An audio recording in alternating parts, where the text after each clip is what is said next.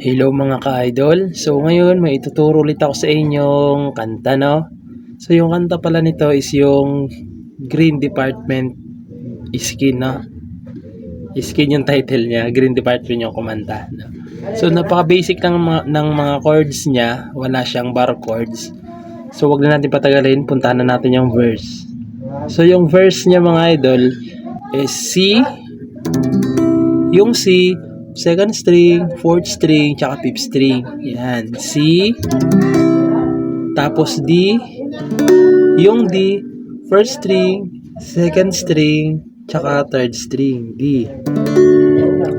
Sunod, G, yung G, first string, second string, fourth string, tsaka ito, sixth string. Yan.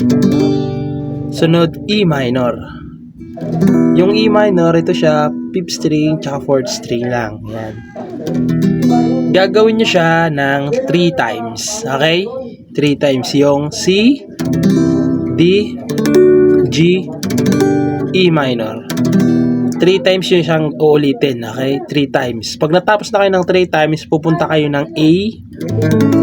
Yung A, ito siya, second string, third string, tsaka fourth string. Ipitin nyo yung tatlong yan. A, tapos isa pang A, tapos D. Okay? Pag natapos nyo na yan, pupunta kayo naman sa G, E minor, A, tsaka D. Karugtong lang yan mga idol ng verse. Mahaba lang talaga yung chords niya, pero basic lang naman, no? So pag nagawa nyo na yung G, E minor, A, tsaka D, bali 4 times nyo naman yung gagawin, no? 4 times, 4 na beses, no? So pasadahan natin para at least alam nyo talaga yung bagsakan sa kanta, no? Kasi maraming chords siya, pero paulit-ulit lang naman. So ganito siya pag kinantahan. Ay, yung strum pala muna natin mga idol is dalawang down lang, ganyan lang, 1, 2. Okay, yung strumming pattern natin para makasabay yung beginners, dalawang strum down lang. Okay, so kantahin na natin siya, nasa ganito siya. Lagi na lang tayong nag-aaway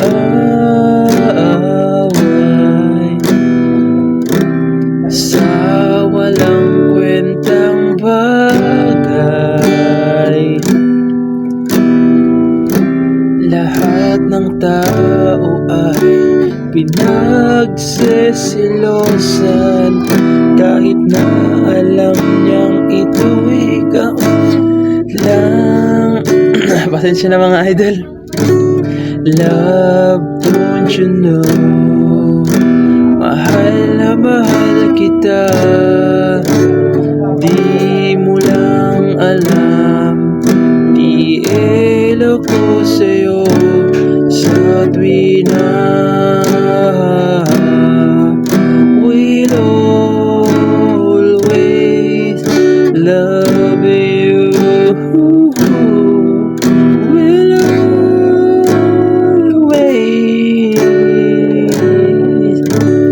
Okay, so ganun lang yung mga verse niya mga idol, no? So paulit-ulit lang siya.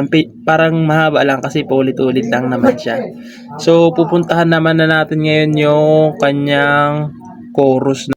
Pasensya na mga idol na putol, no? So ito pala yung sa chorus. Nawala kasi yung lyrics. So ito yung chorus niya, no? Yung chords C, G, A, tapos D. Tapos pupunta ulit kayo sa G, E minor, A minor, tapos D. Pag natapos nyo yan, babalik ulit kayo sa G, E minor, A, tapos D. Okay, so kantahan natin yung chorus para alam nyo yung sa kanta, no? So ganito siya. Bakit kailangan pang mangyari ang isang katulad nito? Di ba't ang sabi mo ako lang ang true love mo? Yun pala ay di totoo.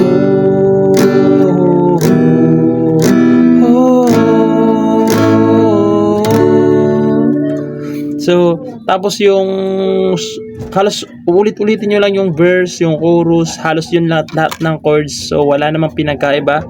So sana naintindihan yung mga idol, no? Pasensya na kung medyo naputol yung tutorial natin at sana supportahan nyo yung ating munting YouTube channel and bye-bye, yun lang.